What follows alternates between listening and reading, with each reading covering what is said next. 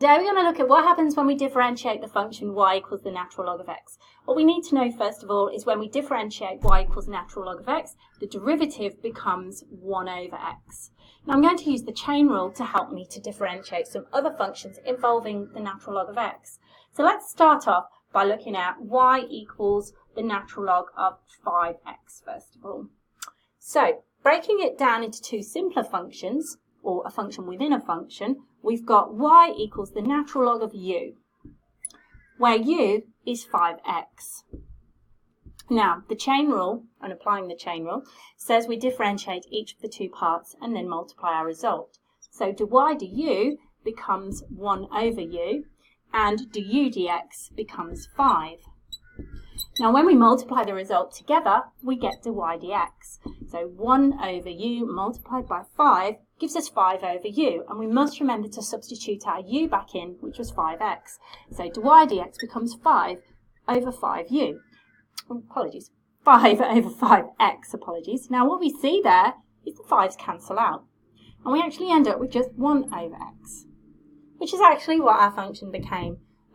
Started with the derivative becomes 1 over x. Now, why does that happen? Well, let's have a look at what happens when we do the natural log of something else to see if we get the same result. Let's try 2x plus 1, and let's see if it becomes 1 over x or if there's something more that we need to consider. Alright, so I've cleared some space. Now let's break this into two simpler functions. This is y equals the natural log of u, and then we let u equal our 2x plus 1, and we differentiate each component. The derivative of the natural log of u becomes 1 over u, and the derivative of u becomes just 2. Now we multiply the result together. 2 multiplied by 1 over u, and we need to remember to substitute u back in. Well, putting u back in gives us 2 over 2x plus 1, not the same as just 1 over x. What's happening here is, as we break it into our two simpler functions, the derivative of the bracket is multiplied by our 1 over x, or our 1 over whatever our u was.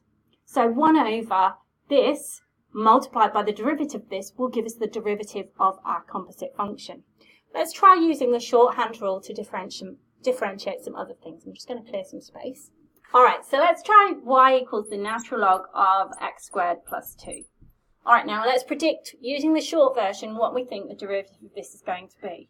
Dy dx is going to be, well, 1 over our x, so this is our x, it's going to be 1 over our x squared plus 2, but then multiplied by the derivative of this, which is 2x. So I think it's 2x multiplied by 1 over x squared plus 2, which of course results in this. Now let's check that using the long chain rule. Well, here we break it into our two simpler functions. The natural log of u is y, and u is x squared plus 2. Now we differentiate separately. The natural log of u becomes 1 over u, and the derivative of x squared plus 2 is 2x.